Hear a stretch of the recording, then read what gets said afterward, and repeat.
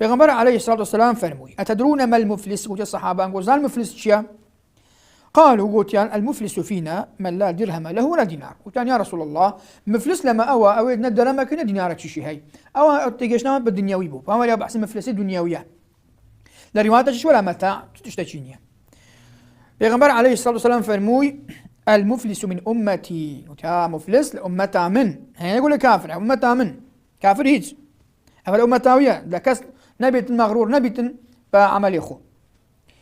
من يأتي يوم القيامة ده رجع قيامتي بصلاة وصيام وزكاة دهيت نبيجو يكردينا روجي زكاتي وداي أب نبيجي خو هر بينز فرز مزجفتو يكردينا روجي خو رمضان خلو يكردينا زكاة أخوي وداي بس ولا دين شيء هذيك تسكرديها بس عمل صالح ما حد عمره شي كردبن صدقاتي كردبن ولا دين شيء لا تسكرديها.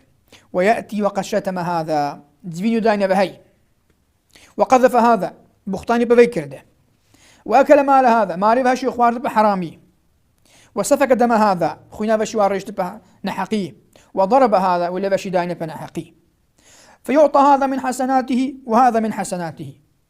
أبا هاي دورن أخي إخوانا بيت يلا نبي جاوب بين بدنا بانا حد جاوب بدنا بهي أوي كشته روجي وبدنا بهي أوي ليداي صدقاتي بين أبي ماري وخوارده أفدي حسناتي وخير وخيراتي ودنا بانا أوي كأو ظلم لوان كرده.